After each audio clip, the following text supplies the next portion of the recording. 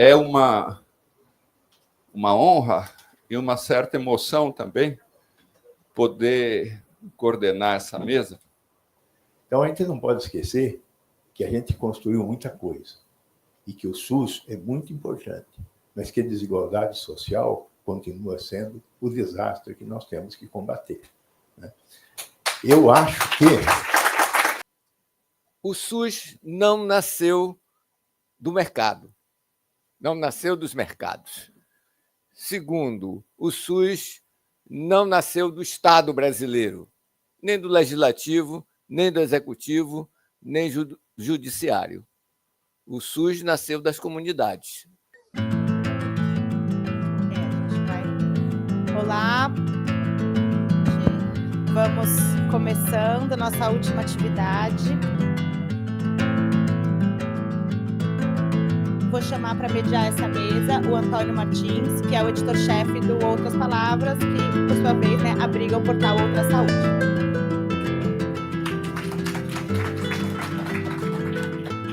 Tenho a satisfação muito grande de chamar o Jair Nilson Paim, médico sanitarista, coordenador do Observatório de Análise Política em Saúde, o CAPES, um dos idealizadores do Instituto de Saúde Coletiva da UFBA, professor aposentado e um dos pioneiros da reforma sanitária.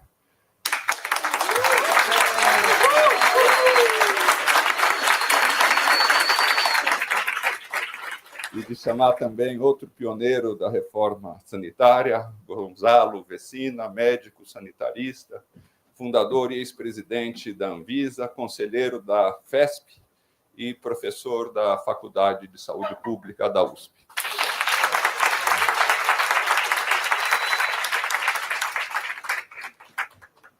É uma honra e uma certa emoção também poder coordenar essa mesa com a presença do Gonçalo, do Jair Nilson e com a presença de várias gerações dos lutadores do SUS, dos lutadores da saúde. A gente gosta de dizer, no Outras Palavras, que o SUS é a conquista civilizatória, ética e política mais importante contemporânea do Brasil. Ele é uma espécie de mágica, porque num país que é um dos países mais desiguais do mundo, que tem herança do escravismo, herança da colonização, um país brutal, discriminador, nós temos o sistema de saúde público, universal, integral e gratuito mais amplo do mundo.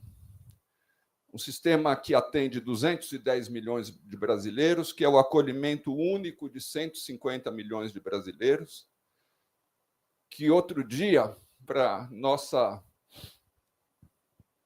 até galhofa, foi relatado por um repórter do Washington Post como um sistema em que ele fez uma tomografia, tratou as crianças e foi receber a conta, e a conta era zero. E no dia seguinte, o mesmo jornal mostrou como é caro nos Estados Unidos vacinar uma criança contra o sarampo.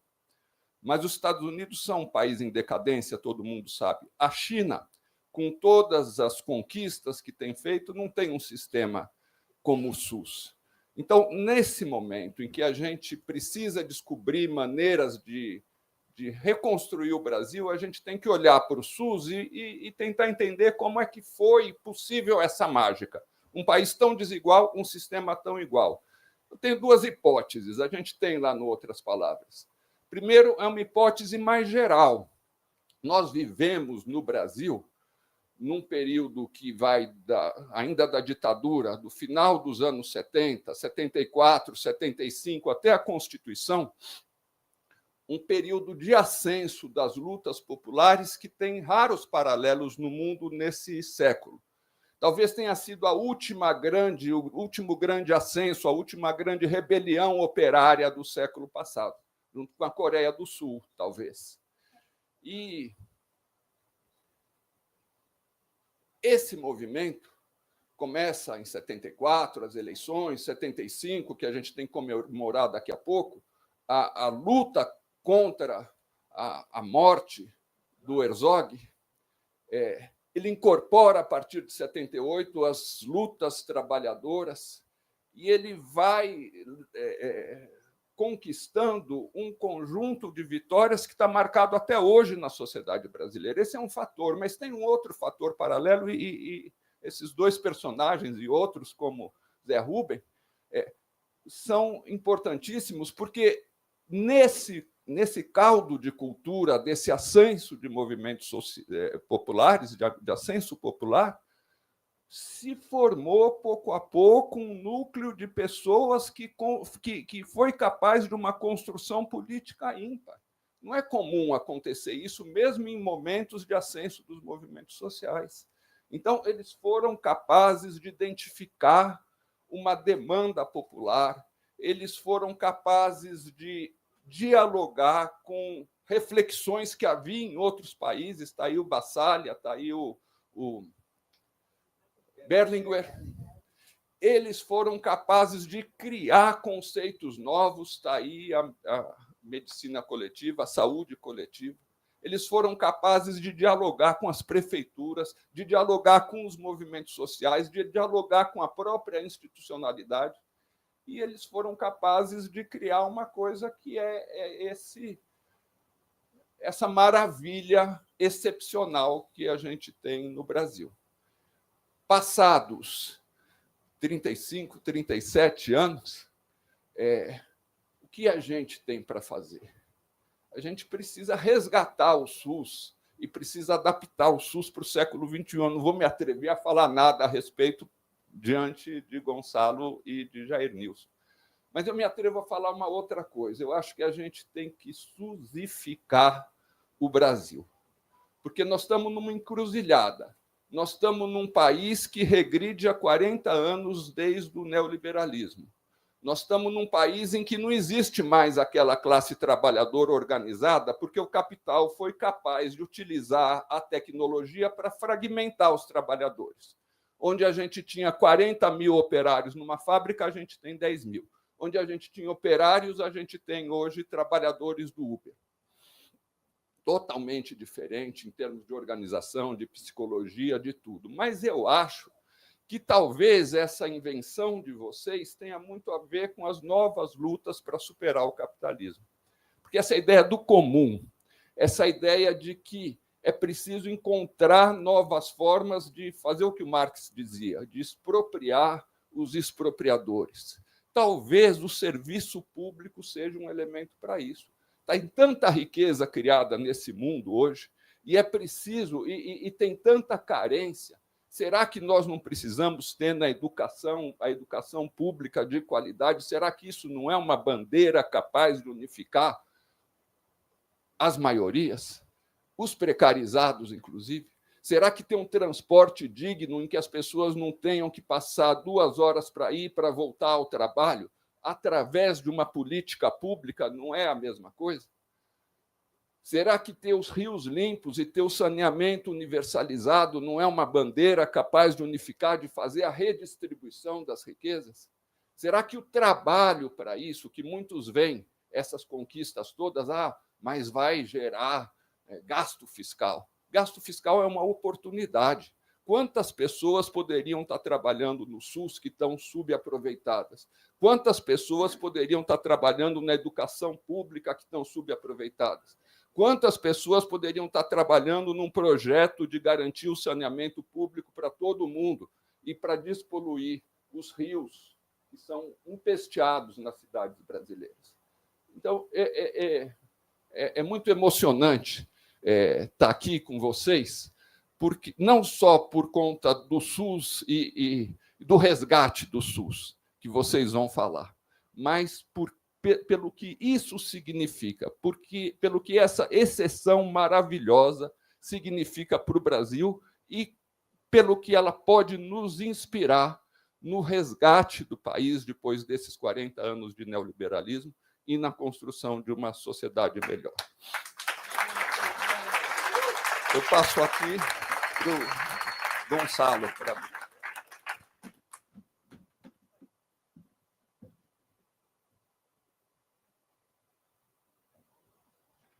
Boa noite a todos e todas. É um prazer imenso estar aqui, né? Uma responsabilidade muito grande estar ao lado do professor Jair Nilson, né? Que já tive a oportunidade de acompanhar em muitas ocasiões. E é preciso lembrar que Jair Nilson tem uma presença no SUS que é fundamental na história da saúde pública brasileira, né? E na produção intelectual também. Eu não tenho essa presença, mas, enfim, quem cometeu o erro de colocar eu ao lado do Jair Nilson não fui eu, né? Foi eu. Não sei se o Antônio teve algo a ver com isso, né? Mas o Biras, com certeza. Muito obrigado, de qualquer forma, né? Eu queria fazer algumas pequenas recuperações iniciais. Às vezes, a gente pode olhar para a história como um conjunto de soluços, né? Então, como explicar o que aconteceu em 2014 e depois de 2015 a 2022, né? Foi um bruto de um soluço que nós vivemos e recuperamos esse tempo. Espero que a gente consiga controlar os próximos soluços, né? Também eu acho que, quando a gente fala que nós começamos a construir o SUS na década de 70, é verdade que a década de 70 foi muito importante. Nós acordamos para a necessidade de construir um país onde uma democracia se pusesse à frente da sociedade.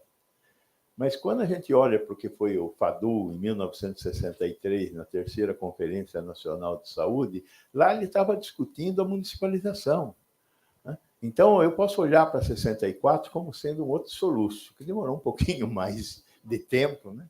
Mas que foi um soluço que nós temos que olhar para a história e notar que esse período que vem de 64 para frente, com todas as desgraças que nós tivemos que viver nesse tempo, foi muito importante para a construção da democracia brasileira.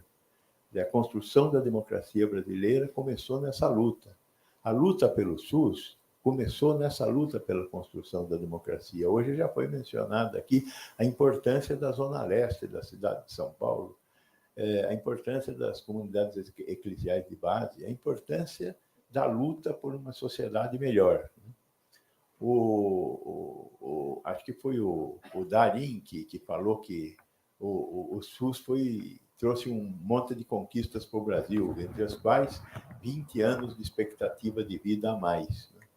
É verdade, né? Nesses últimos 40 anos, nós ganhamos 20 anos de expectativa de vida, mas eu nunca consigo me esquecer de que eu moro no Alto da Lapa, e no Alto da Lapa a expectativa de vida ao nascer é 85 anos, e quem mora a 70 quilômetros da minha casa, nessa mesma cidade, em Cidade Tiradentes, tem uma expectativa de vida ao nascer de 65 anos.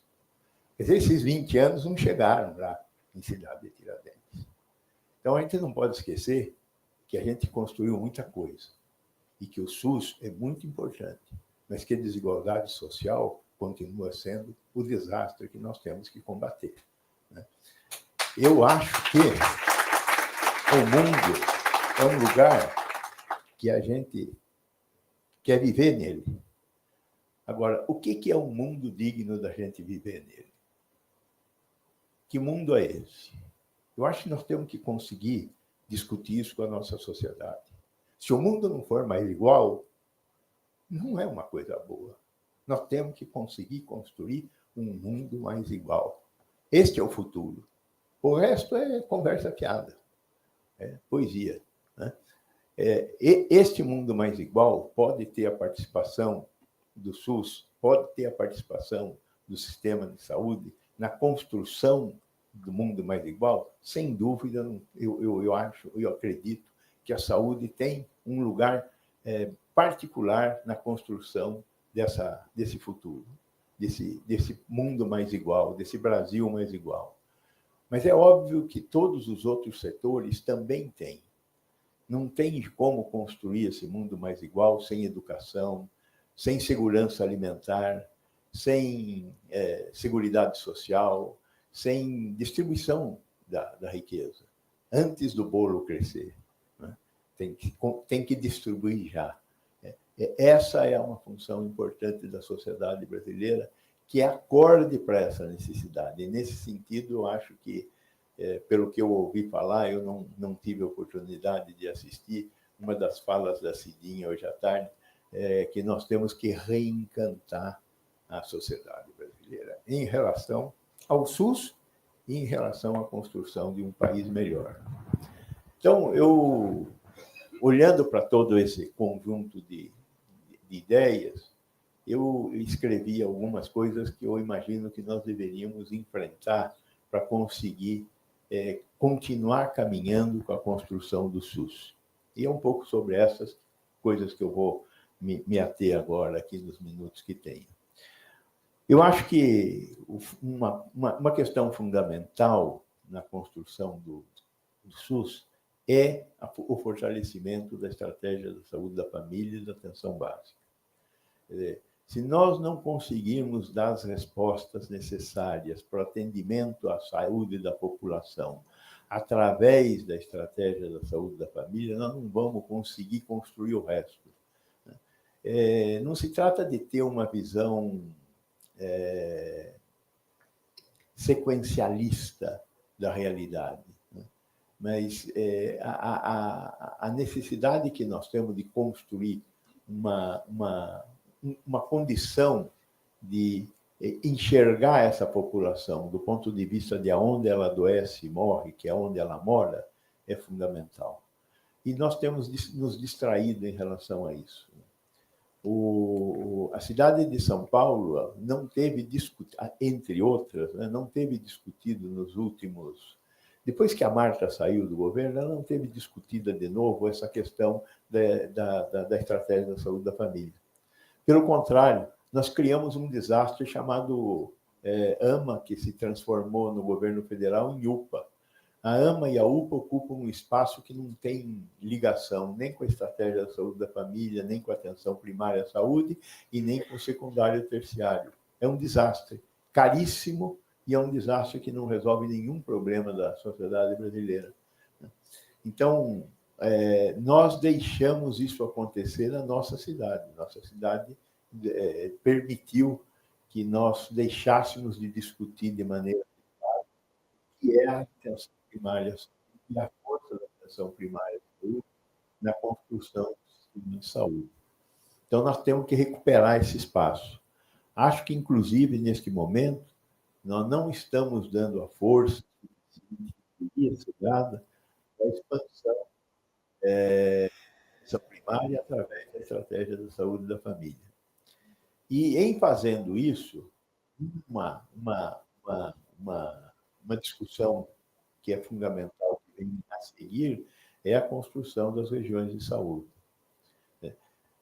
Não dá para pensar a saúde no país olhando do jeito que nós estamos olhando, sem pensar na construção das regiões de saúde. Não dá para pensar na saúde na região metropolitana de São Paulo olhando para um município a município. São 39 municípios com 18 milhões de habitantes e com uma estrutura sanitária relativamente robusta, só que sem nenhum tipo de regramento no acesso.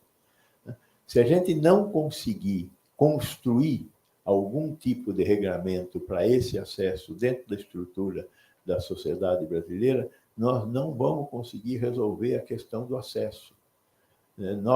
Existe um imenso problema na questão do acesso. Quanto tempo demora para tratar um câncer diagnosticado? Quanto tempo demora para diagnosticar um câncer? Quanto tempo demora para fazer uma cirurgia ortopédica de grande porte? Demora muito e nós não sabemos quanto tempo é, na verdade. Nós não temos nenhum controle sobre isso.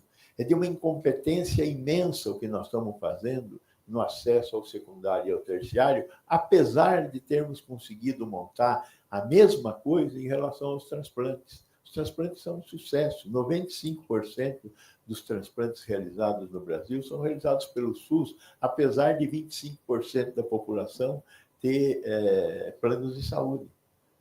Mas 95% dos transplantes são o SUS que faz, com um exemplo de como se organiza uma fila baseado em 2 critérios fundamentais: gravidade e ordem de chegada. Por que a gente não consegue utilizar essa mesma tecnologia para esses outros eventos tão importantes? E enquanto nós não conseguimos fazer isso, nós vamos ter muito pouca condição da própria sociedade se manifestar, porque não existe nenhuma regra em relação à questão do acesso. Dá para fazer? Dá para fazer. Temos tecnologia para fazer isso? Temos tecnologia para fazer isso. Qual é o componente mais importante que falta? Vontade política entre os municípios e os governos estaduais de construírem suas respectivas regiões de saúde e criarem um modelo de governança que atente para as necessidades políticas dos municípios e dos estados. É muito complexo isso? É complexo. Nós temos 5.650 municípios no Brasil. Desses 5.650 municípios, 600 municípios têm mais de 50 mil habitantes. Só 600 municípios têm mais de 50 mil habitantes. Só 103 municípios têm mais de 200 mil habitantes. Ou seja, a grande maioria dos municípios brasileiros são pequenos bairros das grandes cidades. Mas nós temos que aprender a trabalhar com essa realidade que é fundamental. O município é onde as pessoas moram. É o município que tem que ser respeitado. E nós temos conseguido construir o SUS olhando para o município, mas sem dar condição de acesso para esses procedimentos de complexidade mais alta, que demonstram a imensa desigualdade que nós temos no país. Nesse mesmo capítulo está o capítulo da incorporação de tecnologia.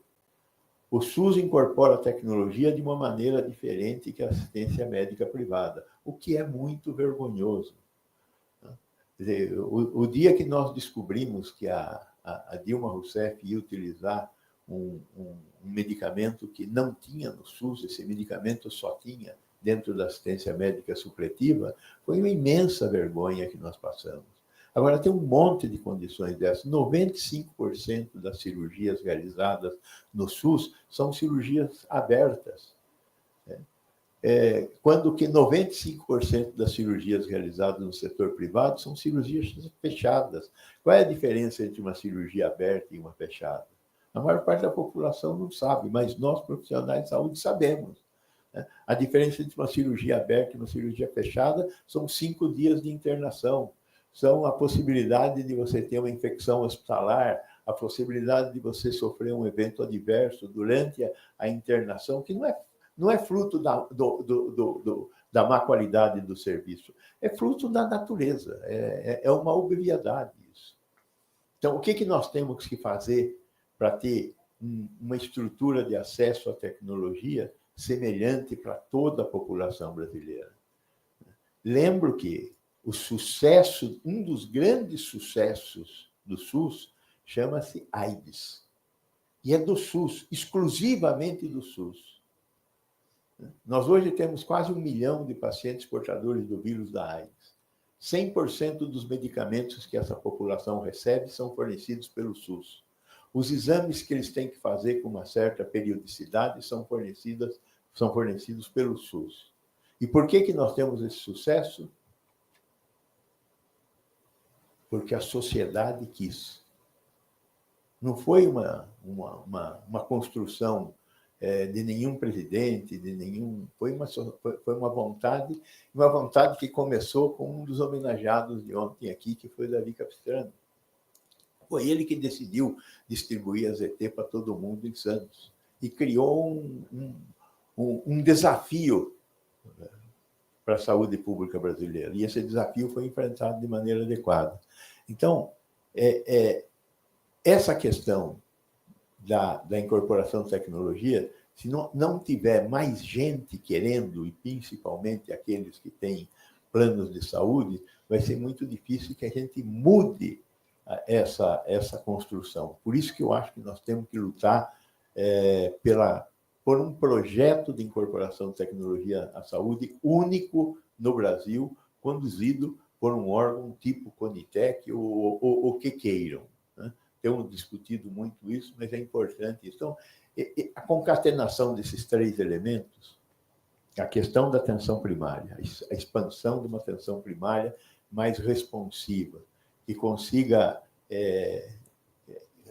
recondicionar essas quase 60 mil unidades básicas de saúde que nós temos no Brasil, que são e devem ser a porta de entrada do SUS. A garantia de acesso ao secundário e ao terciário e a garantia de acesso à tecnologia, que sim tem sido cada vez mais importante. A tecnologia vai ser cada vez mais importante. A capacidade de incorporar essas tecnologias, sim, serão cada vez mais a diferença entre viver e não viver, e viver com qualidade e viver com má qualidade. Então, essas três questões nós temos que garantir que se articulem. O SUS, o novo, esse SUS que nós estamos repensando agora, está precisando desse caminhar. A segunda questão que é fundamental é a questão do financiamento. A questão do financiamento não tem dúvida que ela é importante. Nós gastamos pouco na saúde. Agora, qual é a chance de vir muito dinheiro a mais para a saúde? Nenhuma. Eu tenho a mais absoluta certeza que essa discussão sobre equilíbrio fiscal interessa para o pessoal da Faria Lima. Para nós não interessa. Eu não acho que você tenha que ter desequilíbrio fiscal para ter um SUS melhor. Mas nós não estamos falando de um SUS melhor, nós estamos falando de uma vida melhor. E a vida melhor exige que as outras funções funcionem também. Não existe torre de marfim numa sociedade moderna. Então, nós não vamos ter uma fantástica saúde pública com uma merda de educação. Não, nós precisamos conseguir melhorar tudo, não só a saúde. Então, a chance de financiar melhor a saúde é a chance da gente ter um Estado que distribui igualdade. E essa é a luta pela qual nós temos que travar. Um outro ponto que eu sei que tem muita gente interessada em ouvir eu falar sobre esse assunto é a questão da gestão, em que eu sou a extrema-direita dentro do movimento sanitário. Né? Mas eu acho que eu fui diretor de hospital público, fui diretor de hospital privado, fui secretário da saúde, ou seja, eu fiz. Eu não estou falando do que eu não fiz. Né? Gestão é mobilizar recursos para conseguir atingir objetivos. E o Estado, para mobilizar recursos, necessariamente utiliza a licitação e o concurso público, que são muito demorados. Essa é uma questão crítica na gestão. O tempo de demora para conseguir mobilizar recursos. A iniciativa privada consegue responder a essa questão. Ou uma alternativa é a gente repensar o artigo 37 da Constituição. O artigo 37 da Constituição, que é o artigo que discute a questão da gestão, contratação de pessoal, compra, essa questão toda, é um artigo que foi construído sob a égide de quem estava construindo uma resposta aos 25 anos de ditadura. E a égide da sombra dos 25 anos da ditadura levou a construir uma proposta de gestão que uma das coisas que fez foi destruir uma das soluções, que era uma das boas soluções que nós tínhamos, que eram as fundações estatais de direito privado, como muitas que existiam pelo Brasil inteiro, a FEMIG em Minas, a Fundação Caetano Munhoz da Rocha aqui no Paraná, várias secretarias estaduais de saúde pelo Brasil agora tinham fundações estatais de direito privado, o que dava uma agilidade muito grande para essas organizações. As alternativas que nós temos dentro do setor público também são muito boas. Veja, o Hospital de Clínicas da Universidade Federal de Porto Alegre é uma empresa pública desde que foi criado pelo ditador, em 1970, né? E funciona muito bem até hoje. Né? A EBSER, criada quase no estertor do governo Dilma, em 2013, também tem sido uma excelente solução para o que existia nos hospitais universitários federais, que eram as fundações de apoio, né? Então, existem alternativas, mas nós temos que adotar essas alternativas para conseguir fazer com que a administração pública caminhe. As organizações sociais são uma alternativa? Nós estamos agora, neste momento, discutindo no Estado de São Paulo o que está acontecendo aqui na Fundação do ABC, né? Ontem saiu uma foto na Folha de São Paulo, não sei se você teve a oportunidade de ver, de um monte de dinheiro, notas de 100 e 50, que foi pego na casa de um dos diretores da Fundação ABC. A Fundação ABC é uma fundação seríssima, tem uma boa universidade.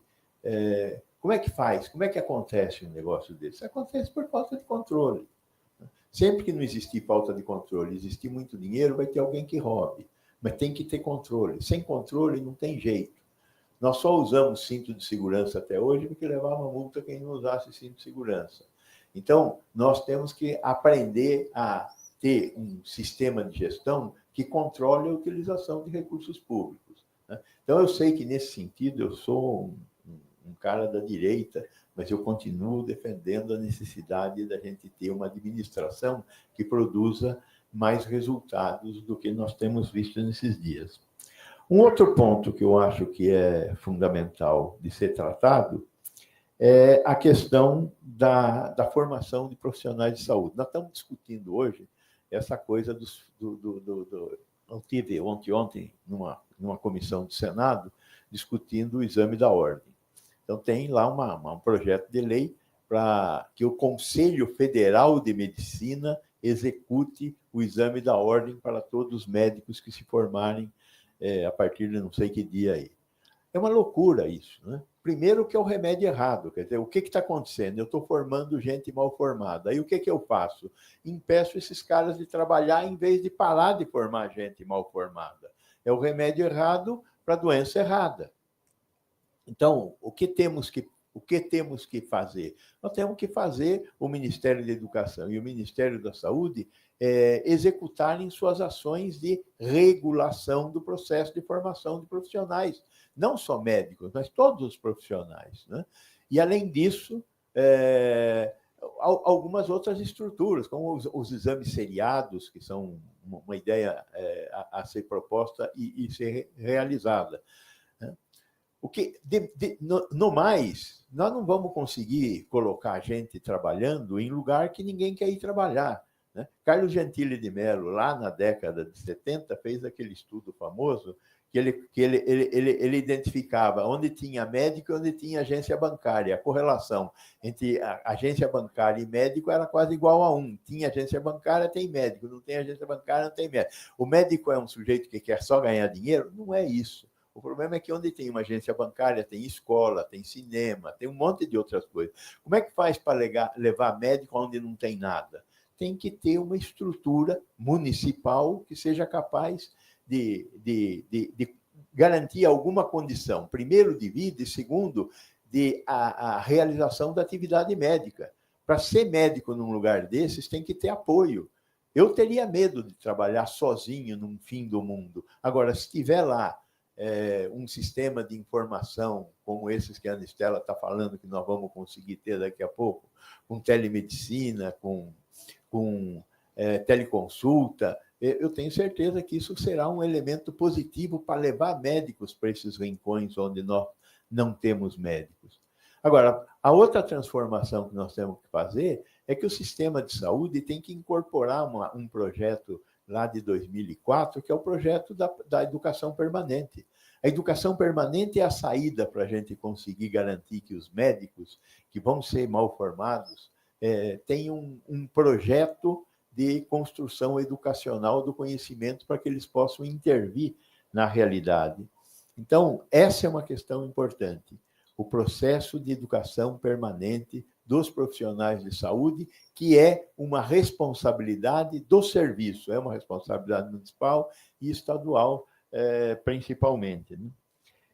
E um último ponto a mencionar foi um ponto que foi bastante discutido ontem pelo Temporão e pela diretora eu esqueci o nome dela.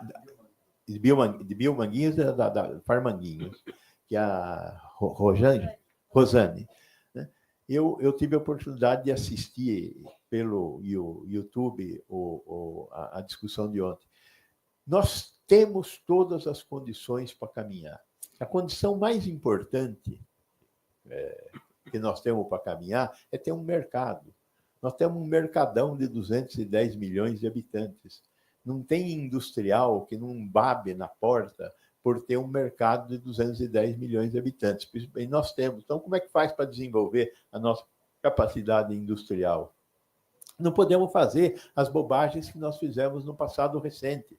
Nós tínhamos uma fábrica que produzia insulina que só tinha um freguês, que era o Ministério da Saúde.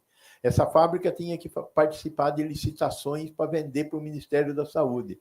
E para vender a insulina para o Ministério da Saúde, ela tinha que agregar no preço da insulina dela o imposto de importação para garantir a isonomia com as insulinas importadas de 3 detentores do mercado mundial. 3 mega fábricas no mercado municipal. A única coisa é que se uma fábrica dessas perdesse a venda no Brasil, perdia 2% do mercado mundial. Enquanto que, se a Biobras perdesse a licitação, ela fechava, porque não tinha para quem vender insulina. E o que aconteceu? A Biobras foi vendida para a Novo Nordisk. E o que a Novo Nordisk fez? Fechou a fábrica. Só. Então, para a gente ter uma indústria no Brasil, nós temos que ter uma política industrial. E essa política industrial tem que ter a capacidade de se movimentar no meio desses interesses pantagruélicos que o capital tem. Como é que nós vamos conseguir fazer isso? Essa pergunta tem que ser respondida. Existe. Nós vimos lá o Temporão falando das diversas iniciativas que já foram realizadas e das que estão em curso. Pois bem, nós temos que garantir que essas iniciativas ocorram. Acho que o BNDES tem feito um fantástico movimento no sentido de dar sentido à capacidade produtiva brasileira. Desculpa. Então, essa é uma questão importante. E, para finalizar, eu quero dizer da importância das coisas da Anistélia.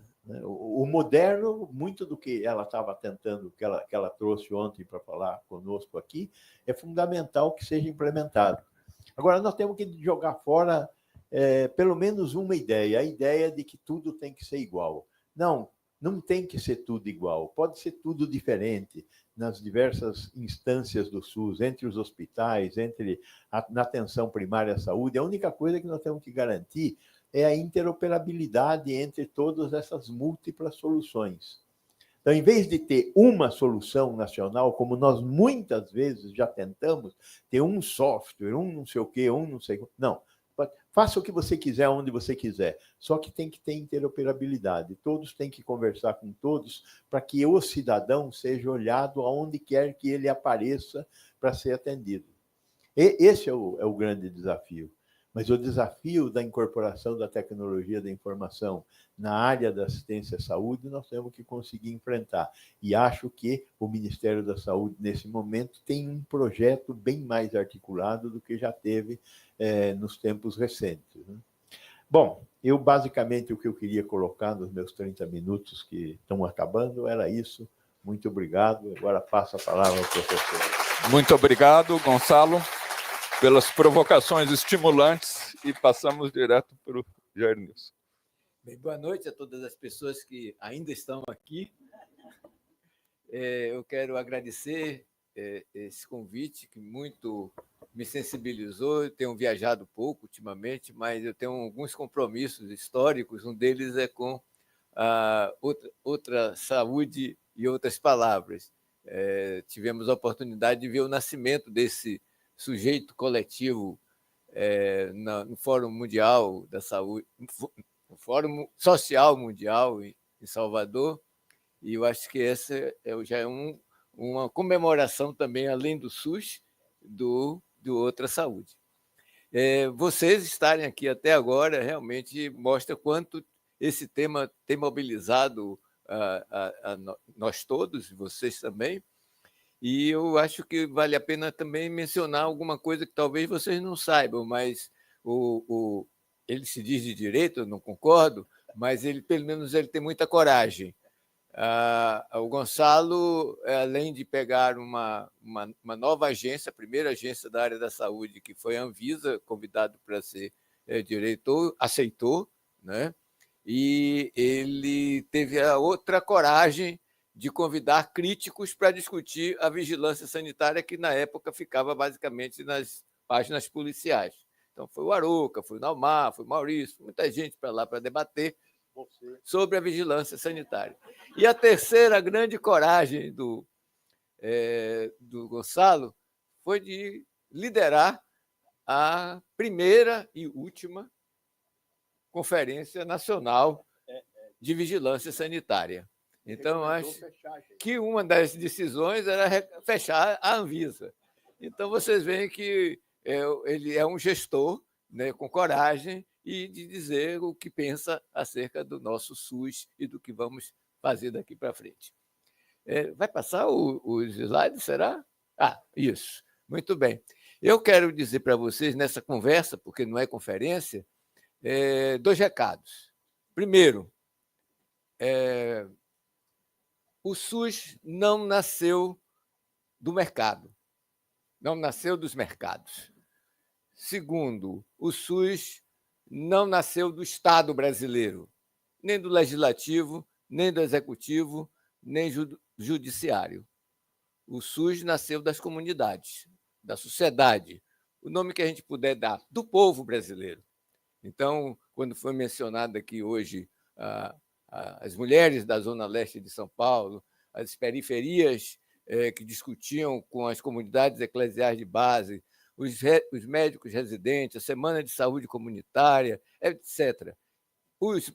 As semanas de saúde do trabalhador, quando se dizia que saúde não se troca por dinheiro, no sentido de monetarizar, ou monetizar, agora a palavra da moda é monetizar, o risco. Então, acho que foi assim que surgiu o SUS.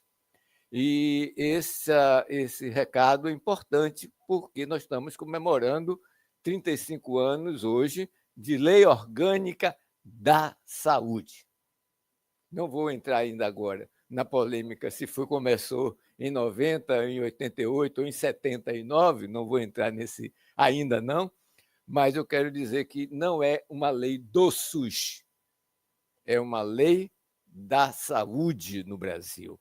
O que eu quero dizer com isso não é diminuir o SUS, pelo contrário, é dizer que esta lei, da forma com que ela foi construída, é para envolver e intervir sobre todos os entes públicos e privados, de direito individual, ou pessoal, mas de direito coletivo. Quer dizer, essa é uma questão importantíssima pelo que eu vou, a partir de agora, conversar com vocês.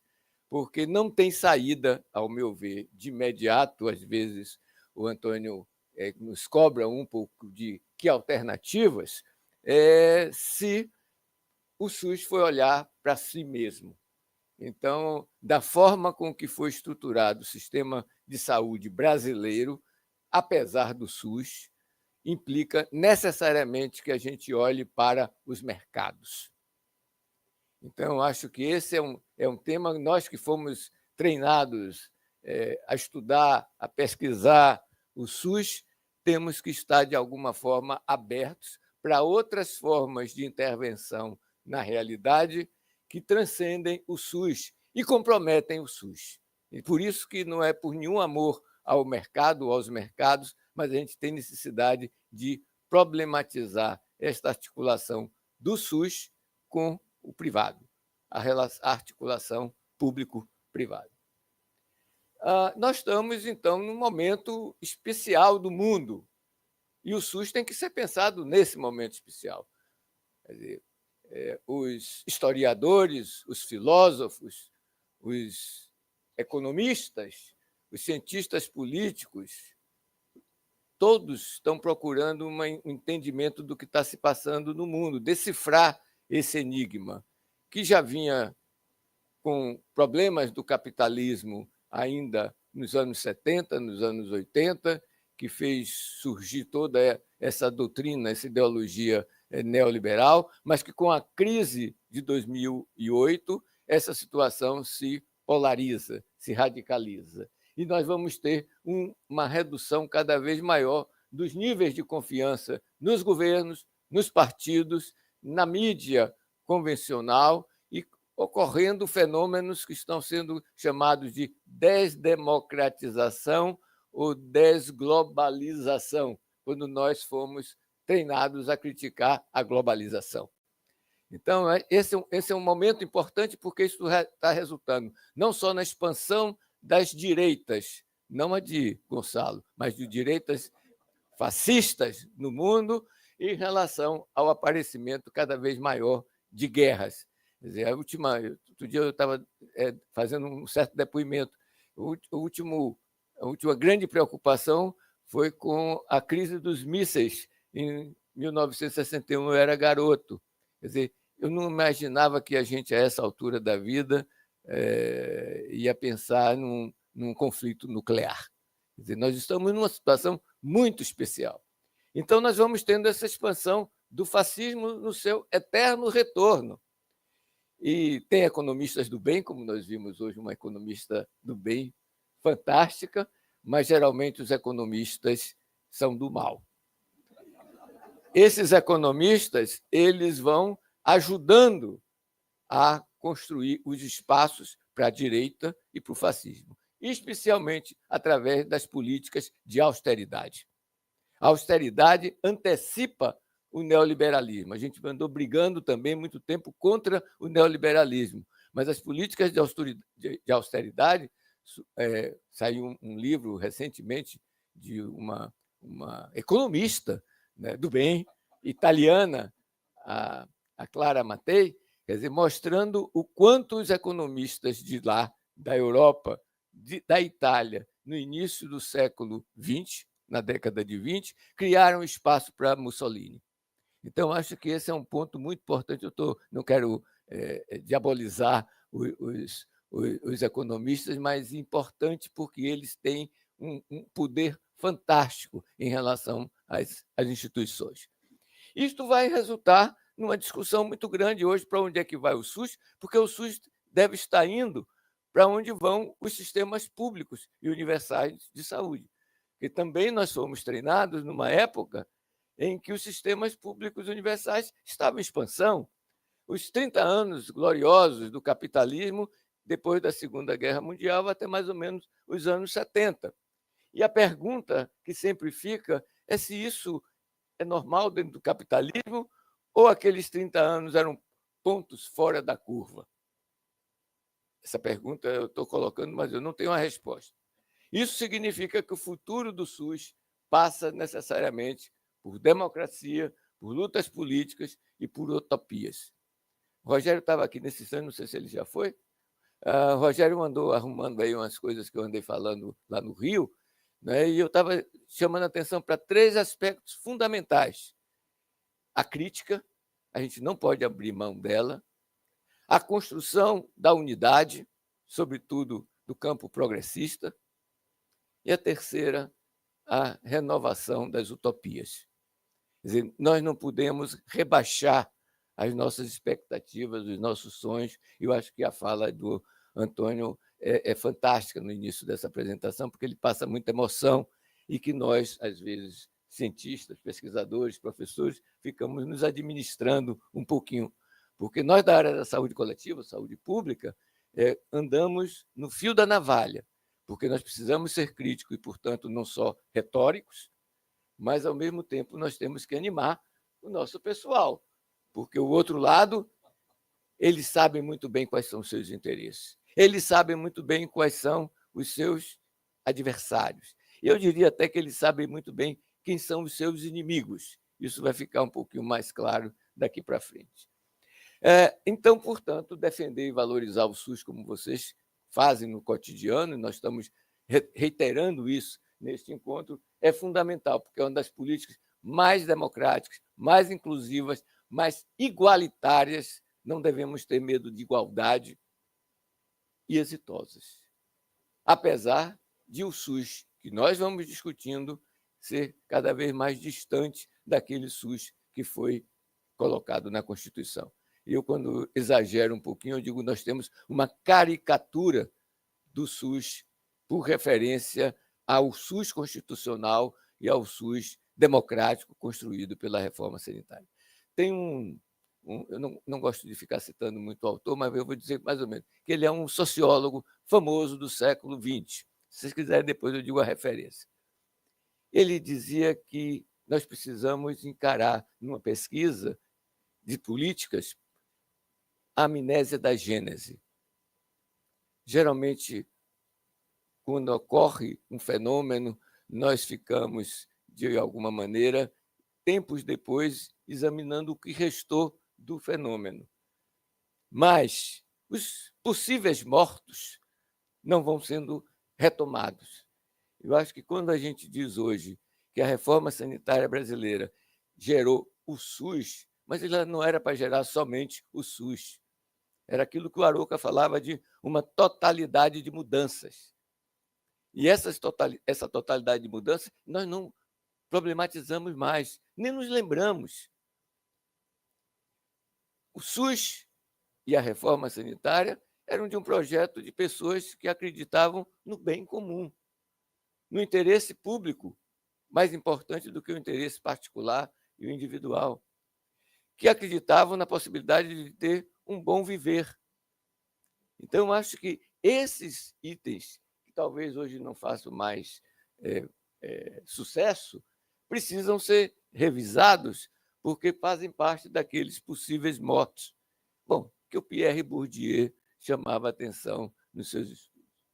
Então, eu acho que esses são pontos fundamentais para que a gente possa entender por que a própria mídia, que não é a revista Hades, que não é Outra Saúde, começa a fazer elogios em relação ao SUS. Eu pensei frases que foram construídas no jornal no final do ano passado, até o mês de março deste ano, a própria Folha de São Paulo dizendo que é o maior sistema público de saúde do mundo, e hoje, quando eu liguei a televisão de manhã, eu soube que hoje é o dia do SUS, numa rede de televisão que todos conhecem. Então, nós temos que ver o que é que está se passando para que tanta gente hoje defenda o SUS. Então, a gente tem que retomar por que é que se fez essa proposta. Porque aqueles desejos que estavam sendo colocados antes vão passar por todos esses processos, especialmente a questão da erosão do estado de bem-estar social e da ampliação daquilo que eu vou discutir um pouquinho mais à frente, me controla o tempo, Antônio, que é a financiarização da saúde. Quer dizer, a financiarização, o velho Marx falava do capital financeiro lá no tempo dele, mas ele estava colocando.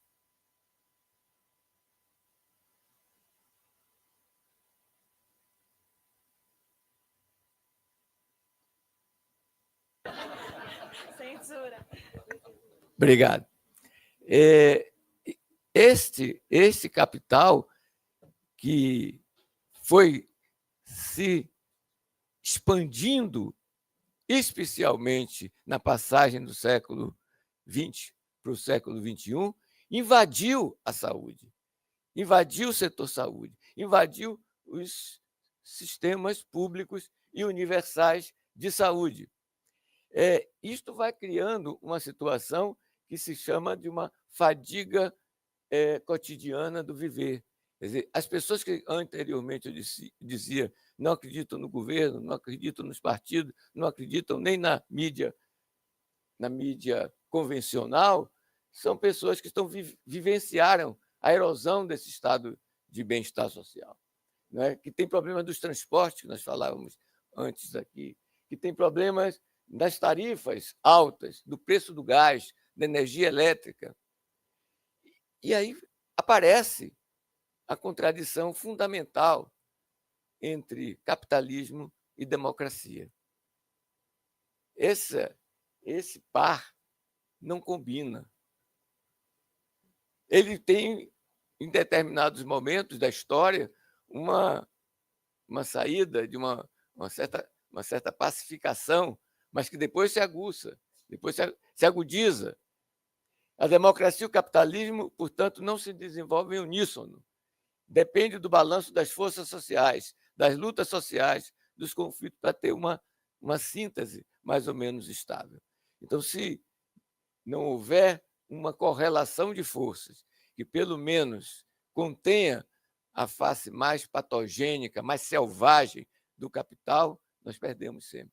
Os muitos perdem sempre. Então, esse neoliberalismo e a austeridade vão atacar as políticas universais e não pouparam o SUS. Não pouparam o SUS a despeito das lutas de nós todos e todas, do movimento sanitário. Nós vamos ter uma necessidade de manter uma vigilância sobre o que tem se passado em relação a essa conquista social. Daí a gente tem uma contribuição das universidades para entender o que se passa. Quer dizer, nós temos pesquisas nessa área na USP, na Unicamp, na Universidade Federal do Rio de Janeiro, na Universidade Federal do ABC, quer dizer, que estão procurando entender algo que vai além do SUS, daquilo que hoje, já há algum tempo, vem se chamando dos vasos comunicantes entre o público e o privado, porque não são mundos separados. Um interfere no outro e vamos ficar com isto um pouco na cabeça. Nós vamos, então, ter um SUS em questão. Um SUS porque, diante desse quadro internacional, será que ainda há espaço para aquele SUS da Constituição? Apesar da sua engenharia inovadora, apesar de ter superado a barreira de acesso institucional e econômico, mas tem barreira física, burocrática. Quantos de nós, às vezes, até sofrem, né, nas filas e do maltrato dentro do serviço público? Às vezes, as crianças... Quando eu era epidemiologista, aprendi aquele indicador, Marília, de oportunidades perdidas em vacinação. Chegou lá às 5 horas da tarde, o posto está sem funcionar. Chegou 15 para as 2, ainda alguém está descansando. Quer dizer, essa situação, é possível fazer muitas coisas. Eu acho que as ideias que o Gonçalo trouxe aí tem muitas interessantes. Mas nós estamos com um desmonte de políticas desde 2013. Com o golpe do capital, não é um golpe parlamentar ou midiático, como muitas vezes falamos.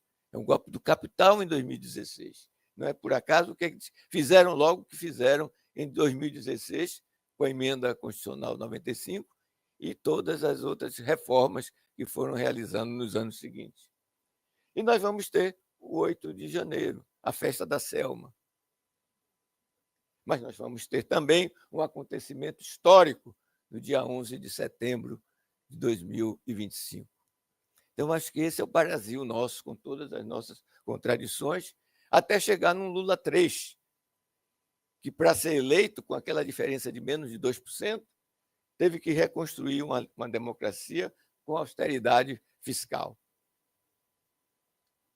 com metas de inflação, com câmbio flutuante, com superávit primário, acabando com a emenda constitucional 95, mas criando o novo arcabouço fiscal, ou, parafraseando aí o Antônio, um novo ajuste fiscal, ou um novo arroxo fiscal. E que no SUS é um SUS integrado, eu botei entre aspas, com todas as aspas possíveis, com o setor privado. Alguns programas que estão aí em curso, que eu não vou mencionar aqui agora, estão ilustrando esta subordinação ao capital privado, que vão além das OS, muito além das OS. Eu já estou um pouquinho cansado, vocês estão vendo que eu estou rouco um pouquinho, né? Porque me pediram para escrever sobre o SUS nos seus 20 anos, nos seus 25 anos, nos seus 30 anos, não é? As coisas que eu andei escrevendo estão aí, já estão tudo publicado, e vocês vão reconhecer tudo isso se mantendo ou piorando. Aí me dá uma impaciência terrível. Então, o SUS aos 35 anos, estamos aqui conversando. Essa reforma sanitária e o SUS faziam um par, né? Um par anticapitalista. Um par com elemento de transformação social. Não era só digital, não, era social.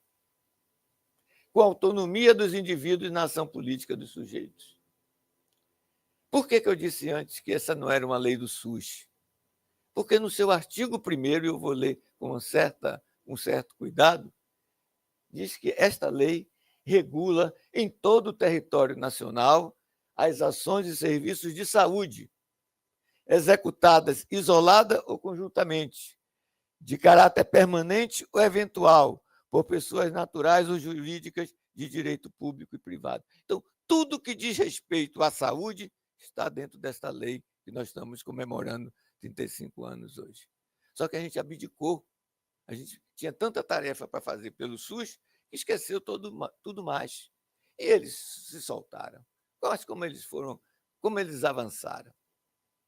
O poder do capital é expressivo, né? na sua luta pelos recursos financeiros. É uma luta de classe para poder quem capta mais do fundo público. Na sua infraestrutura, na sua capacidade de produção e de gestão, mas, sobretudo, na crescente fusão de empresas, a oligopolização. Esse fenômeno cada vez mais se aprofunda no nosso país, porque, como lembrou Gonçalo, um mercado de 213 milhões de pessoas não é pouca coisa. A financiarização, portanto, e a oligopolização, além da privatização, são as maiores ameaças ao SUS. Financiamento é um obstáculo, mas não é uma ameaça. E eu vou te explicar por quê. Essa austeridade, a financiarização e as reformas setoriais vão, portanto, trabalhar com esse projeto tecnocrático global, que vem lá da italiana, que eu mencionei anteriormente, e a maior ameaça aos sistemas públicos. Isso não é um fenômeno só brasileiro. Até o National Health Service, né, está passando por um processo desse tipo. A Alemanha passando por esse tipo. Né? Não vou nem citar a radicalização que ocorreu nos Estados Unidos. Então, essas reformas de sistema de nossa vão sendo cada vez mais incrementais, devagar, quase parando. E os sistemas resultantes dessas reformas tendem a ser híbridos. Então, para a gente balançar as nossas cordoalhas tendinosas, enchemos o peito, cadê o Matheus? Enchemos o peito e dizemos SUS 100% público. Ficamos contentes com isso, mas é impossível fazer um SUS 100% público nessas condições objetivas que eu estou tentando trazer para vocês. O subfinanciamento e a financiarização são os irmãos siameses. Quanto mais subfinanciamento, mais amplia a financiarização. Quanto mais financiarização, mais vai aumentar o subfinanciamento, aquilo que eu falava da disputa pelos fundos públicos. Então, essa articulação parece tão orgânica que não torna desprezível uma hipótese de se nós conseguirmos mais dinheiro público para o SUS, vai reforçar a própria financiarização. Na área de habitação, desde a ditadura, tem se demonstrado isso. A revista Novos Estudos SEBRAP traz um estudo interessantíssimo na área da política de habitação. Então, chegamos na articulação público-privada, produzindo conhecimento pelas universidades que eu mencionei e outras tantas, e que vai mostrando o imbricamento entre os componentes do SUS com o mercado, ou com os mercados. E, portanto, não se trata de dois sistemas distintos, já dizia Thelma Menicucci, né, na sua tese de doutorado. Eles funcionam como vasos comunicantes. E essa metáfora dos vasos comunicantes foi retomada recentemente, uma tese defendida aqui na Faculdade de Direito da USP, em que mostra os vários mecanismos em relação a esse processo. O Temporal não está aqui, mas ele talvez tenha sido uma das exceções. A maior parte dos ministros da saúde, em todos esses tempos, ignora a questão do mercado, pelo menos em relação aos planos de saúde. Ignoram, inclusive, a ANS, como que a ANS não fizesse parte do SUS. Como a Anvisa imaginavam que também poderia ser criada sem compor com o SUS. Então, nós vamos criando uma situação extremamente complexa e que precisa ser detalhada na investigação acerca da relação entre Estado e mercado. Nós vamos ter, portanto, uma análise estrutural que vai além do que, eu falei isso lá em Fortaleza, que vai além do que os olhos percebem, veem, que vão nas regras básicas da sociedade. Então, os epistemólogos falam em fenomênico estrutural. O fenomênico, a gente não vê o capital pela rua. A gente pode ver até um prédio bonito, tal, mas o capital não vê. Para poder, não vai faltar mais aqui o microfone, para poder entender o capital tem que ver no velho Marx, que é uma relação social, não é dinheiro, não é prédio apenas. Então, essas empresas de intermediação, que foram muito investigadas entre 2000 e 2018, mudaram completamente o seu perfil nos últimos 5 anos. Quer dizer, a gente tinha... Aí o entusiasmo termina esquecendo da voz. Obrigado, Sônia. A gente falava que as operadoras estavam vendendo suas carteiras de clientes, né, na Bovespa, e em pouco tempo, sem criar um leito hospitalar, aumentava o seu patrimônio de 10 bilhões para 20 bilhões e tal, em cima das operadoras. Quem de vocês imaginava que uma rede de hospitais ia comprar uma grande operadora de seguro? Quem imaginava que ela ia pegar o maior percentual de uma administradora de benefícios? Quer dizer, o que se passou com esse fenômeno da financiarização nos últimos 5 anos, só agora a gente vai se dando conta do crescimento, está criando 2 grandes polos. Um de uma rede de hospitais, vocês já sabem qual é, que vai pegar, ou está pegando, a classe média alta e os ricos. E uma outra que foi ampliando para pegar a classe média baixa e os pobres, que vão ter acesso aos planos populares, aos planos acessíveis. O que vai restar ao SUS, se esta lógica continuar, sem freios, sem controles, é atender os mais miseráveis entre os pobres. E os mais miseráveis entre os pobres, me dói dizer isso, para a classe dominante brasileira, qualquer coisa serve. Então, é este SUS pobre para pobres que a gente tem que recusar. Por isso que a gente precisa discutir sempre que tipo de SUS eles estão defendendo, porque seguramente não é o da Constituição, muito menos o da reforma sanitária. Então, essa divisão de clientelas vai se expressando nos fenômenos da verticalização e da horizontalização pela monopolização. Eu não inventei nada. Isso aqui é resultado de leituras das teses de doutorado que são produzidas na área de saúde coletiva e do direito. O Tiago está aí. Nós criamos uma coisa chamada IDISA, que é um sujeito coletivo fundamental. Nós estamos ampliando o espaço da saúde para além da saúde pública e da saúde coletiva. Porque as leis, eu não entendo muito de lei, mas elas não são condições suficientes para mudar as coisas. Mas sem as leis, vai ficar muito mais difícil mudar as coisas. É muito mais fácil fazer retrocesso. O pessoal do MST muitas vezes dizem que nós, do movimento sanitário, temos uma visão inocente do direito. A gente quer que cumpra as leis.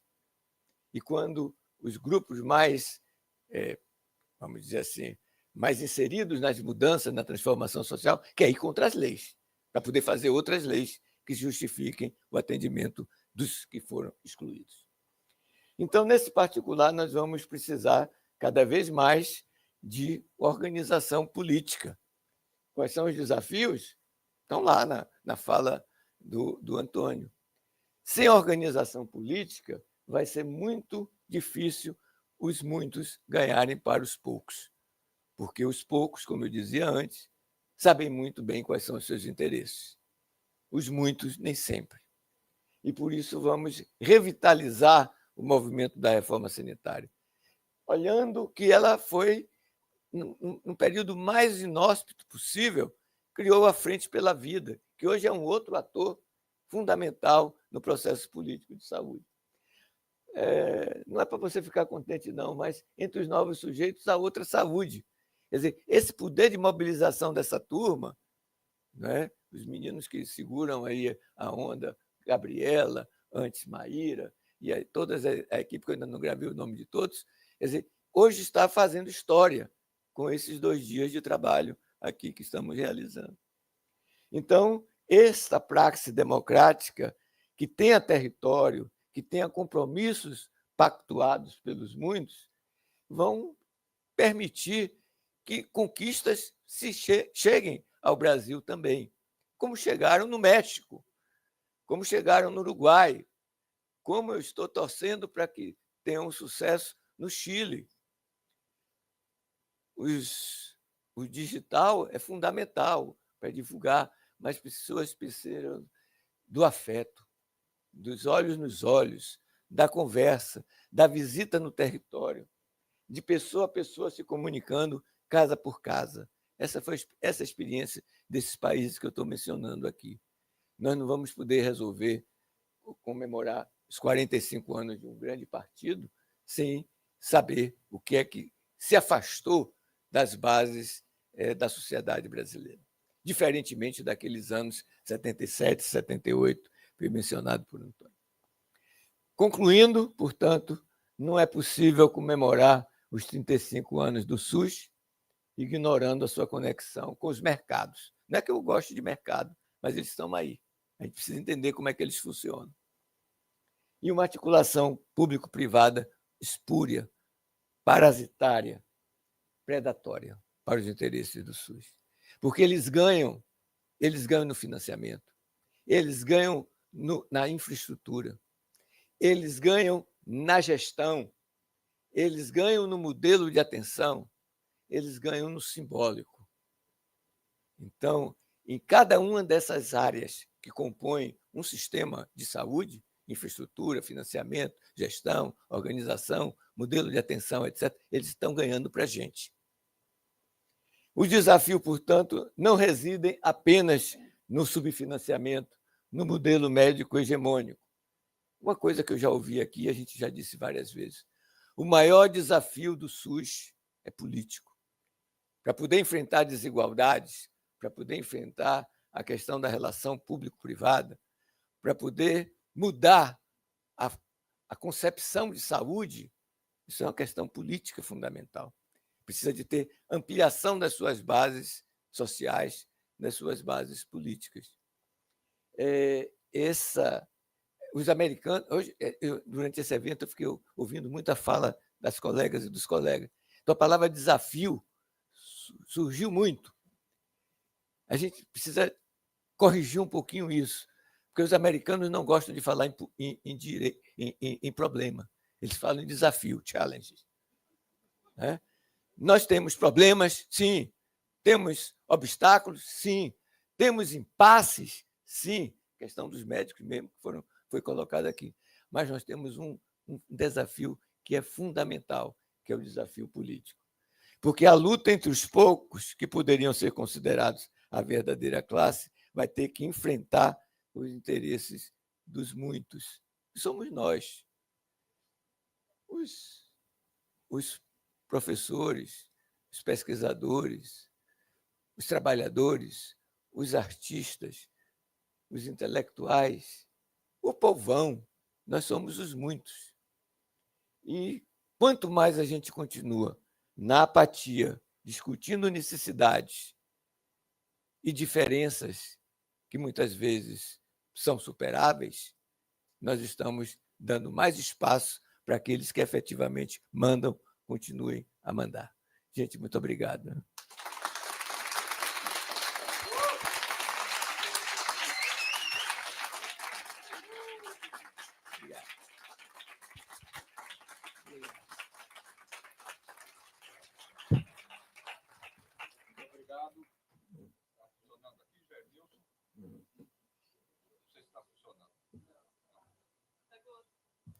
Alô?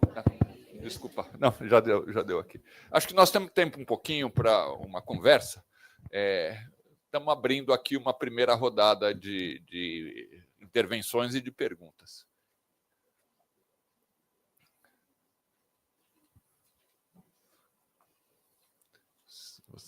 Primeiro ele lá, você primeiro, depois o Sérgio.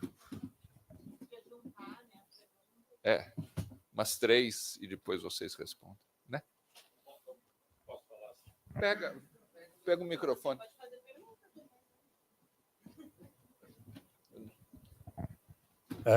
Muito obrigado. Meu nome é Sérgio Nicoletti, eu sou médico, fiz carreira acadêmica na Escola Paulista de Medicina, me tornei docente no departamento de ortopedia, não briguem comigo, da Escola Paulista de Medicina até 2006, e depois de 2006, já prevendo, eu sou um exemplo de que tem um mal-entendido quando se fala que o especialista médico é um sujeito que não tem, acaba não tendo a visão do contexto político, do contexto social da medicina. Eu me tornei, ao longo da minha carreira, bem rapidinho, eu me tornei um cirurgião, acabei sendo o cirurgião-chefe do departamento de ortopedia da Escola Paulista de Medicina, sendo especialista em cirurgia de ombro. Ou seja, eu não deveria estar aqui se fosse verdade que médicos não têm percepção social da carreira deles. Tem sim, nós somos poucos, mas tem. E a minha pergunta para os dois ilustres apresentadores parece claro que a chave para tudo que nós estamos discutindo nesses 2 dias do SUS é a política. Não tem outra saída se nós não passarmos a interagir mais profundamente com a história da política. Aqui em São Paulo, um anúncio para vocês, nós estamos organizando lá na Câmara dos Vereadores um grupo que está responder a essas questões que nós vimos hoje aqui, lá dentro da Câmara dos Vereadores, ou seja, é um processo de envolver o legislativo do município de São Paulo em torno da questão das questões políticas de saúde, de uma maneira geral. Coisa que a gente, em geral, não tem. Quando nós vamos fazer cobrança de política, nós vamos cobrar do executivo e nunca nunca vigiamos mais de perto o legislativo. Espero que a gente consiga desenvolver isso. Mas a questão para os dois apresentadores e agora? E depois dessa conversa que nós tivemos, em que tudo parece mais difícil na medida em que nós vemos um governo federal que é sabidamente um governo, tem um ideário social muito firme, muito sólido, e nós vimos nas diversas apresentações daqui, que então vem alguém do governo federal e mostra uma situação que parece não, é importante, eu vou. E depois, logo em seguida, vem alguém que fala com crítica a respeito daquilo que foi falado antes. Então, até eu quero parabenizar a FESP, eu não sei se isso foi pensado de ser assim ou não, mas foi muito boa. Então, a minha pergunta para vocês, mais uma vez, é: e agora? Obrigada. Sérgio Gomes, depois é você. Ó, o Sérgio me falou que nos eventos no Tuca tem uma campainha depois de 2 minutos de fala. Então, Sérgio, ó, 2 minutos. Não é. A teoria cinza, mas sempre verde, a árvore da vida, né, do Goethe. Então, a prática é o critério da verdade, a árvore se mede pelos frutos que dá, não é isso? E o Zé Bétio tinha também aquele programa da madrugada, lembra do Zé Bétio? Mais vale uma grama de exemplo que uma tonelada de conselhos. Lembra disso? Então, o que acontece? Eu sou do ramo, estou metido nisso há 50 anos. Como é que eu só fiquei sabendo disso antes de ontem? Aí pode dizer, não entrei no mail, não sei. Se eu não sabia, e aí vim ontem e hoje, quanta gente mais poderia estar aqui da área que não é da saúde, tá certo? Não é o pessoal hipocondríaco da saúde, não é o pessoal dedicado à saúde. Estou dizendo os que espalham. O que eu acompanhei aqui é que tudo depende de traduzir isto, que é claro para quem é especialista ou para quem estuda, numa tradução que seja compreensível pela minha mãe e que ela, em seguida, possa praticar, tomar iniciativas a partir daí. Então, tem uma coisa qualquer que está ligado com comunicação, que não é simplesmente os papers, etc. A empresa brasileira de comunicação, a IBC, do governo federal, tinha que ser chamada, e se não veio, se não tivesse vindo, ou se não chamada não vir, tem que ser devidamente acusada como responsável, corresponsável pela população não saber das coisas. É preciso... Tocou a campainha. Não há possibilidade, eu falei aqui e repito, o Carlito Maia dizia, fazer alguma coisa e não comunicar é a mesma coisa que piscar no escuro.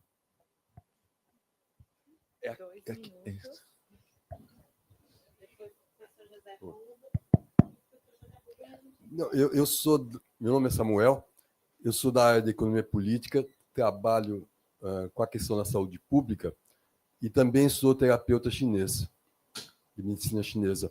E pode ser utópico, mas eu acho que o grande trunfo do SUS, para mim, é tratar as pessoas como gente. E eu acho que a medicina privada, tanto out of pocket como os planos de saúde, eles tratam as pessoas como cifrão. E eu acho que, nesse sentido, acho que o SUS vai vingar. Tem mais? E a gente fecha. Tá. Bom, eu estou muito contente de ter ouvido, né, esses grandes mestres, que é o Gonçalo e o Jair. Eu não tenho exatamente nenhuma questão para apresentar a vocês, mas eu gostaria de mencionar uma coisa que eu li, né, há muito tempo, que é um sanitarista que dizia o seguinte: a praxe sanitária tinha por base, em primeiro lugar, quer dizer, a praxe sanitária, digamos assim, mais real, mais verdadeira, tinha por base, em primeiro lugar, a luta política, a luta social, a luta cultural, a luta de ideias, e menos o trabalho técnico especializado. Por melhor que ele seja. Em segundo lugar, valorizar mais a iniciativa, a ação concreta e concisa, o exemplo e menos investigação, inquérito, plano, programa, exposição de motivos. Menos planejamento. Em terceiro lugar, temos trabalhado e insistido neste caminho. Costumamos esclarecer os planos depois. Vocês imaginam quem disse isso? Isso foi dito exatamente quando foi promulgada a Lei Orgânica da Saúde. No final de 1990, há 35 anos atrás, Davi Capistrano da Costa Filho disse isso em Bauru. Eu pergunto, o quanto avançamos? Obrigada, professor José Rubem.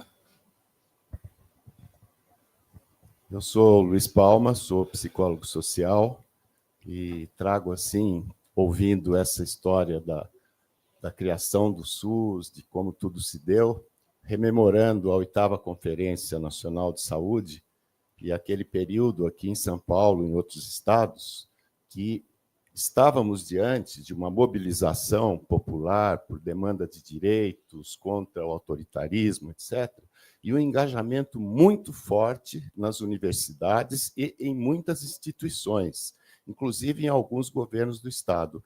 O Vecina participei junto com ele em muitas reuniões na Fundap. Fundap era uma fundação, organização público-privada de São Paulo.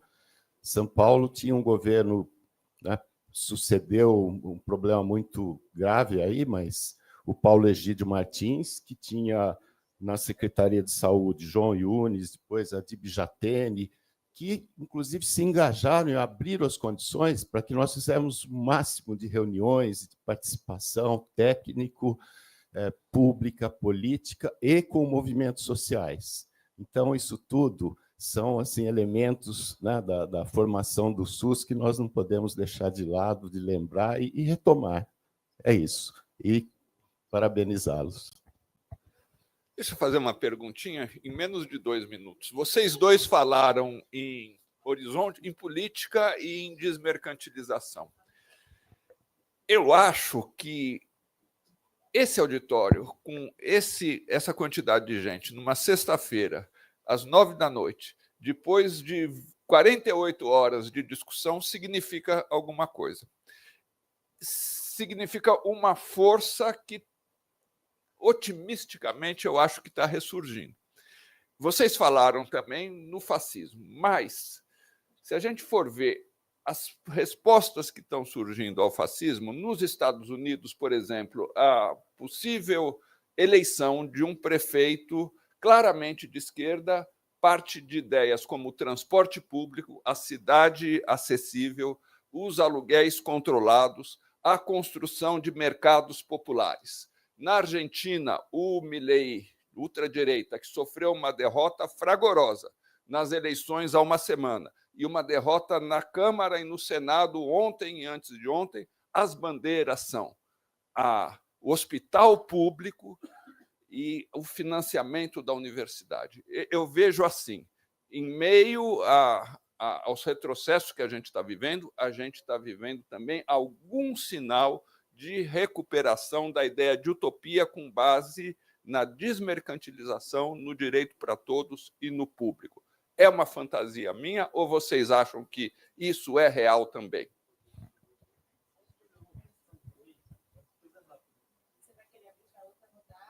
Como é que vocês... A última, então, 2 minutos. Tá bom. Tá bom. Uma coisa rápida, assim. Só para me opor aqui, eu não acredito na desmercantilização rápido, papum. Coisa assim, eu sou um pouco mais pessimista. Eu queria jogar também para vocês aqui o meu pessimismo. Sim, eu queria jogar meu pessimismo. 2 minutos, conta. Tem essa coisa, eu vejo que a gente não consegue pensar outros modelos, na verdade, de saúde, de concepção de saúde. A gente não consegue articular também os setores sociais. A gente pensando na coisa que o senhor falou também, professor. Eu quero só jogar desistências para vocês jogarem resistência, tá? Marília, você também me conhece, tá? Então, rapidinho, contei 2 minutos. Por exemplo, as coisas digitais, esses modelos digitais, por exemplo, eu vejo que a gente não consegue ganhar essa batalha cultural, por exemplo, do ponto de vista sanitário, apesar da gente tentar muito. Os modelos de financiamento, por exemplo, eu acho que a gente tem que tentar, não pode deixar de tentar, mas em São Paulo a gente tem o modelo das OS, São Paulo é uma bagunça. Eu sou estagiário num SECO, essa coisa meio deleuziana, que não existe em outro lugar, que só existe aqui. Mas, por exemplo, o que eu vejo agora é que SECO está entrando com ambu, está entrando com prancha, com glicosímetro, blá, blá, blá, coisa de médico, que não existe em SECO. Enfim, e é isso. Então, as pessoas gostam de medicalização, as pessoas gostam de saúde, de cosmético, etc.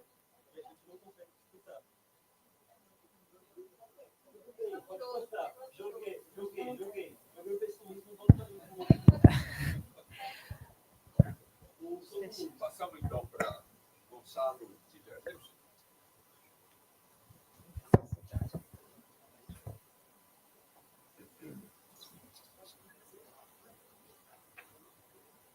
Bom,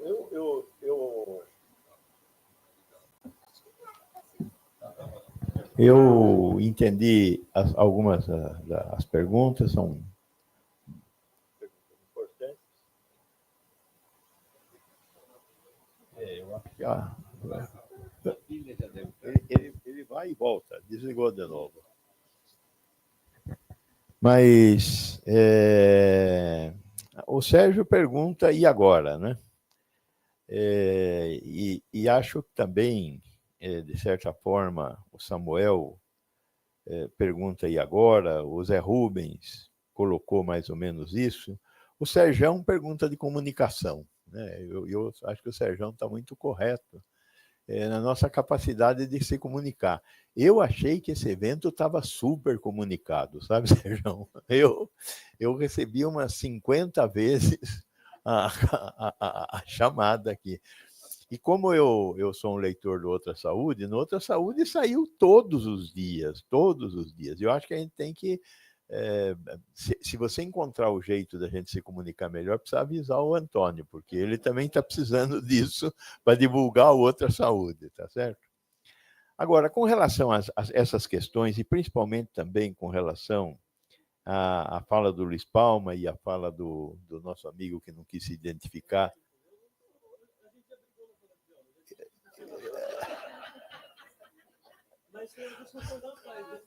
Foi na paz. Então, foi na paz. É por isso que eu não lembro. Eu só lembro das brigas que é teórico. Mas então, o Wellington foi meu aluno, vejam só vocês. Mas é um pessimista, o que eu acho que eu falhei totalmente dando aula para ele, né? Porque eu sou um otimista. Mas o que eu queria colocar, assim, 2 coisas. Primeiro, o que Jair Nilson colocou é uma verdade muito difícil de combater. Nós vamos ter que nos munir de toda a quantidade de utopia que nós formos capazes de carregar, porque a única saída nesse momento é a ideia de utopia que foi colocada lá pelo nosso filósofo uruguaio, o Eduardo Galeano, que vai, olha, as veias abertas da América. A coisa é a seguinte: a utopia serve para caminhar, Nesse sentido, a pergunta que foi feita, nós caminhamos. Esses 35 anos foram de caminhos. Eu não tenho dúvida disso. E dentro das nossas limitações, principalmente dessa esquerda, da qual eu quase não faço parte, nós construímos muito esse caminho. Nós fomos construtores desse caminho. Eu não tenho dúvida de que nós fomos construtores desse caminho. E eu me senti construindo esses caminhos. Agora, não é suficiente, nós não conseguimos fazer o suficiente. O que o Jarnilson trouxe foi o tamanho da tarefa que nós temos pela frente para construir uma sociedade melhor, que é uma sociedade mais igual. Como fazer para construir uma sociedade mais igual, tendo pela frente esse processo de financiarização da sociedade que nós estamos vivendo? Como nós vamos conseguir enfrentar o desastre climático que nós estamos construindo se nós não formos capazes de distribuir o que existe e não o que existirá? Porque o que esse pessoal da Faria Lima quer é que a gente distribua o que existirá, que sempre eles vão estar no primeiro lugar da fila para receber. Nós temos um processo de produção de riqueza que conduz essa riqueza para quem já está rico. O mundo hoje tem um PIB global de algo em torno de 70 trilhões de dólares. Se nós, a partir de hoje, pararmos de distribuir de acordo com a capacidade de pegar esse dinheiro e falar, bom, a partir de hoje nós vamos distribuir tudo igualmente, todo mundo vai receber igual a partir de hoje. E dentro de 30 anos nós vamos ter sociedades iguais. Para conseguir fazer essa equação funcionar, nós precisaríamos multiplicar por 5 o PIB atual. A Terra aguenta produzir 5 vezes mais do que está produzindo hoje? Não. Então, isso não é uma alternativa. A única alternativa que o futuro nos reserva nesta Terra, para ser uma Terra habitável, é que a gente consiga distribuir a riqueza hoje. Como isso vai ser feito? Essa é uma utopia a ser enfrentada. E ser enfrentada como? Politicamente. Eu não vejo outra saída. E, para isso, nós temos que ter a concepção do que fazer. Nós temos que ter a concepção de como construir essa utopia. Essas são as minhas tentativas de resposta.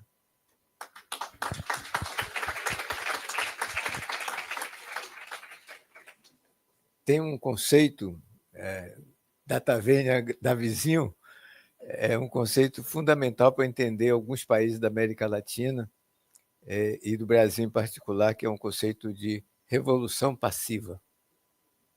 Esse conceito significa que os processos não são lineares e eles se realizam através de um binômio da conservação e da mudança.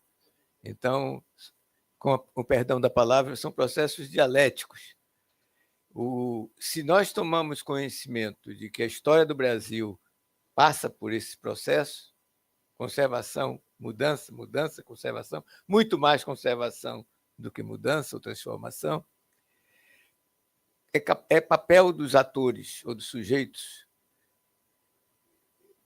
alterar, intervir, atuar sobre esse binômio, no sentido de fortalecer o polo da mudança, mesmo que não seja aquela transformação que você imaginava, para que o resultado desse binômio seja menos conservador do que se tivesse a omissão desse sujeito. Isso é o que um cientista político brasileiro chamava do portador da antítese, né? Então, esse é uma responsabilidade desse portador tensionar esse binômio, apostando, portanto, no polo da transformação. E agora, José, a festa não acabou, né? O povo não sumiu. O povo pode estar até meio devagar, quase parando, ou tão decepcionado, porque aquilo que nós prometemos não cumprimos, quanto faz voltar na direita quanto na esquerda, o ajuste fiscal é o mesmo? Essa aqui é a questão que está sendo colocada, que não é pessimismo nem otimismo, é análise concreta de uma situação concreta. Gilberto Gil, se vão me permitir citar um baiano, ele disse em uma das entrevistas dele mais brilhantes que pessimismo é quem quer o péssimo. Seguramente você não quer o péssimo. Não é? Então, o agora e o aqui agora tem a ver com iniciar processos. Se formos fazer o balanço, eu não tenho dúvida que nós avançamos muito do que era em 1988 ou 1990. Só que podíamos ter avançado mais, né? Mas nós não somos economistas que fazem projeção para 20, 30 anos. Eles erram sempre. Achavam que Lula ia dar errado. Não deu. Se nós não fomos para o céu, também não fomos para o inferno. Então, estamos aí na disputa de novo. Precisamos ter senadores que se comprometam com essas teses que nós estamos discutindo no próximo ano. Deputados também. Então, eu estava falando com a Nicolete que nós aprendemos com uma figura fantástica chamada Chicão, de Montes Claros. Você conheceu também, Francisco Campos. Que o importante não é ter uma imagem objetiva clara, é iniciar processos. Mesmo que não deem nada, mas iniciar processos. Eu acho que esses 2 dias aqui, com tanta gente, até 9 horas da noite dessa sexta, aturando uma pessoa rouca, velha e tal, é porque os processos estão aí. Um abraço, gente. Obrigado pelo carinho. Obrigado, Jair Nilson. Obrigado, Gonçalo.